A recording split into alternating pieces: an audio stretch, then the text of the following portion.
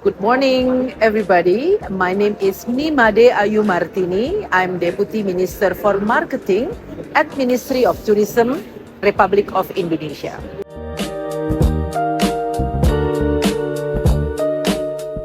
Out of 17,000 islands that Indonesia has, imagine, so we have priorities for the past years to promote other destinations because we know Bali is jewel crown of tourism of the world, actually. So beyond Bali, we have 12 other destinations from the island of Sumatra. There is Danau Toba or Lake Toba, and we moved down to Batam and Bintan, very close to Singapore if you want to see the location. And after that, down a little bit, there is Belitung, a beautiful beach area. Move down again to Java Island. We have destination of Jakarta, of course. Jakarta is the capital of Indonesia, biggest trading port, and the biggest cities, mega cities in the world now. 40 million people live in the greater Jakarta. So it's great city, very diverse, dynamic, and so on and so forth. Worth visiting. We move to Central Java. We have destination named Borobudur is the icon, Prambanan. So the triangle of Java, Yogyakarta, Solo, and Semarang, that area. Then we move to the east part of Java, we have Bromo, which is the beautiful mountain area, or rather it's a volcano actually. And then Ijen also, volcanic destination. Tengger Semeru, all for those who love nature and adventure, this is perfect. We jump Bali because we talk about it later on. Next to Bali, there is an island on the left side of Bali or eastern part. It's called Lombok. Lombok is also another gem in Indonesia just because the beautiful beach they have, very still untouched. The culture-wise, food-wise, and also sport tourism is big over there. Move again to Komodo Island, Komodo Dragons Island, which is Labuan Bajo. This is now becoming starting to get traction. Many people are wonder and curious about this island. The best way to enjoy it is through Finisi or traditional boat of Indonesia, island hopping. You can stay for a day, 3 days, a week, whichever you like. So it's fancy. It's a good way to go. It's actually my personal favorite to go to Labuan Bajo. We move up to Wakatobi area, diving paradise. And then we move again to North Sulawesi, actually close to the Philippines. North Sulawesi, there's Manado and Likupang, another pristine underwater world. And then the biggest, the best diving in the world at the moment, underwater, is Raja Ampat, voted as the best place to go by New York Times 2 years ago. And this is something that really worth going. So it's on and on. I have a lot destination for you to go apart from Bali. Of course, Bali is the easiest because the most famous, 100 years already developing and still famous, still going. In fact, last year, the TripAdvisor users voted Bali as the best destination. Thank you very much for that. Please come and use Bali as a hub. And after that, when you come to Bali, jump to Lombok, to Bajo, to Yogyakarta, to Toba, to Belitung, to Batam, to Raja Ampat, and so on and so forth.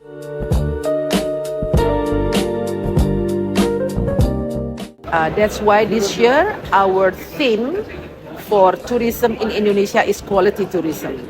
Quality means one, the experience. How tourists have a good experience when they come to Indonesia. What kind of experience that they want to. We offer wellness tourism, marine tourism, gastronomy tourism, traditional fabric appreciation for traditional fabric, like the one behind me. Look how beautiful and intricate it is. This is from Sumba, eastern part of Indonesia. And then also art and culture. Indonesian tourism is based on culture-based tourism. All over Indonesia, if you go, the culture are different one to another, and this is the beauty of it. So let's talk a bit about wellness tourism. Just today, I got a good news, received a good news from National Geographic Travel, that Indonesia, especially Bali, yeah, there is one wellness property or experience that take tourists to experience Astungkara way. Astungkara means thank God, our gratefulness to God. So what do they do? It's not fancy, it's not spa or fancy facility, but they go and walk around villages in Bali and experience what Balinese wellness is. Wellness today is about holistic. It's not only one for your body, massage for example, or yoga for example, but body, mind, and spirit, the whole. So this is something that Indonesia offers a lot. For example, our drinks, we have drinks for wellness tourism, and then it called jamu. Actually, UNESCO acknowledge jamu as the intangible heritage.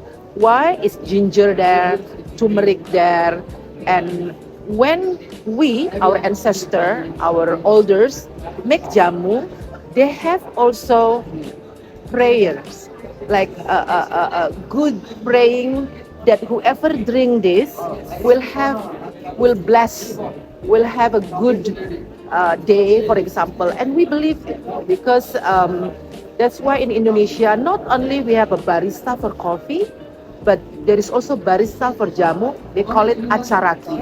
Yeah, acaraki jamu. You should, when you come to Indonesia, inshallah, you will enjoy this jamu. So for gastronomy, another thing, I will not explain all. I want you to come and enjoy it. So I explain about wellness and a bit about gastronomy. Why gastronomy? I know maybe many of you don't know Indonesian food yet. I hope soon enough you will experience it by coming to Indonesia. Indonesia has more than 3,000 recipe of food that is different.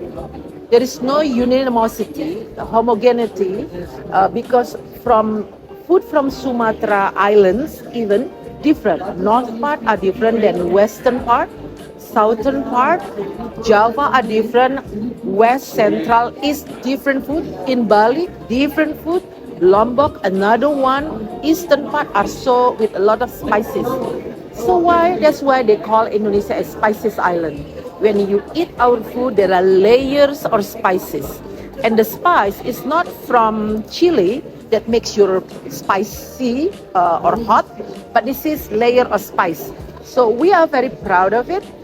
It's known since 15th centuries about this. So we now would like to invite and make a program on gastronomy program. And one of them that Wonderful Indonesia promote is Wonderful Indonesia Gastronomy.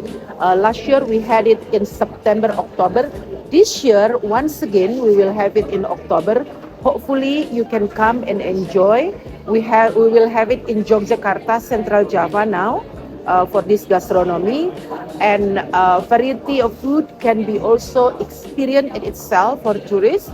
Not only eating it, but understand where the food comes from, who planted, what the history of this cuisine, and farm to table, organic, and by coming and cooking it themselves, a lot of package of cooking school, cooking variety or property now. In fact, many high-end resort now collaborate with people in the village.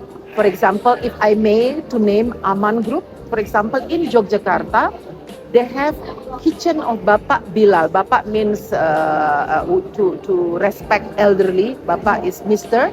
Bilal. You go there and you enjoy how this family serve the food, cook the food, and conversation happen during the meals. So, and this experience is getting so much respect by keeping it gastronomy. You also keep the culture. So these are the few examples. I hope you.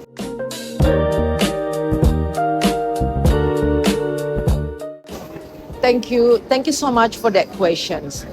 Correct, we have Maya, our travel assistant that we created, we developed under Indonesia.travel. Please visit our Indonesia.travel by going to our website. So what does Maya do and why we doing this and what is the prospect for future? Why we doing this? Because A, this is something that we can avoid it. So we have to give experience to the travelers, to tourists. So when they come, they feel like they have a stake in making the itinerary themselves. And then with this intelligent Maya, which stands for not the name of the person, meticulous AI of Indonesia, so they can play around with it. You know, you can say, I want to go to Danau Toba with my family. This is my budget. I want to eat and that. They will create for you. And where do they get this information? From our website. Meaning, nothing from this itinerary will be fake or will be what they call it a scam, for example. No, because everything is curated. Number two, we also combine with one big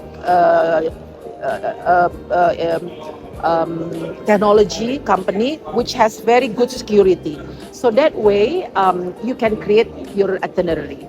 So are we worried about this Maya will replace Indonesian marketing team? No, because back end, of course, we will have to use it. In fact, secondly, actually to help us by helping our travelers, what do they like, right? We have the data to see, okay, the people that like using it, they like to go, for example, solo. They like solo travel. Okay, what can we do better to give facility for solo traveler in terms of safety, attraction, maybe good value for money, experience, and so on and so on. So that's why we created. And the future, what we see again, technology evolving. We don't claim this is the best. Although at the moment I may tell you that probably NTO in the world, Indonesia, wonderful Indonesia is the first one using this kind of assistant. Maybe I don't know about tomorrow or next week, but at the moment we are, and we are very proud of it. Are we going to just use it like this? No, it will be evolved. Maybe next year something else. So we are just to say that we are this dynamic situation. We have to be agile and adaptive.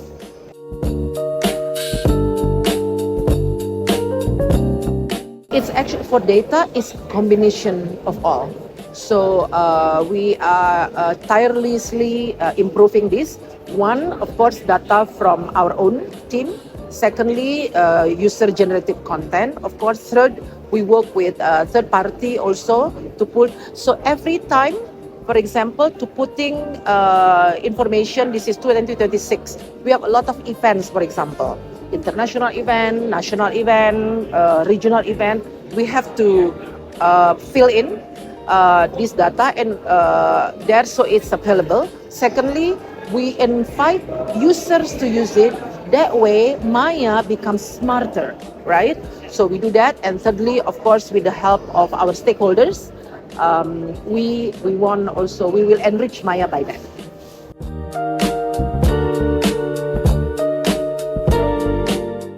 Improving human resources in hospitality, in tourism industry is one of the key pillars for us, for Indonesia. Why?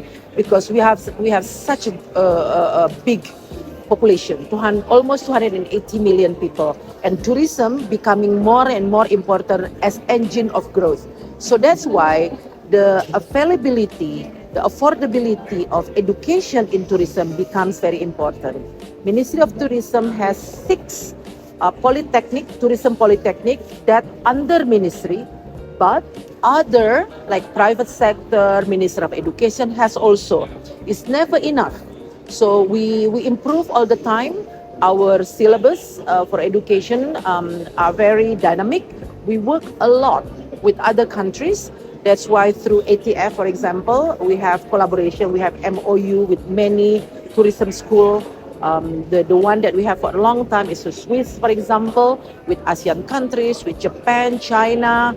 But practically, we are open in Austria also. Why? Because again, tourism is very dynamic. To upskill our human resources is become important. We talk about experience, for example, who can be the human resources, the labor force for example, wellness. We need this. Like segmented also we do. For marine, for high end, for culture and so on and so on. So we are going to also open a few school in regions because the demand is so high. The young people, school and training within the school, which is the school itself is what is it called, has a diploma, but training itself is on top. Can be in this polytechnic, can be also outside. So we combine, yeah, but it's never enough, never enough. That's one factor. Secondly, our graduates from school, from our polytechnic school, are in high demand. So the day that they graduate until they get a job is very short. Meaning they are loved. I think they are in high demand. The hospitality skill also good. They work all over the world, and we are very proud of them.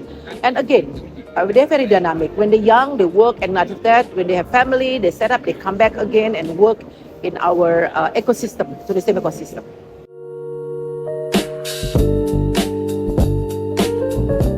Thank you so much. Last year, we received up to November data, of course, for almost 14 million from the 14 million to 15 million target. So this year, our target is 16 to 17 million, 17.6 actually million foreign tourists. Yeah, good one, quality tourists. And then average spending in Indonesia is our target is 1,370 to 1,400, more or less. Yeah. For tourism, foreign exchange, we target 22 to 24.7 billion US dollars for revenue, for receipt.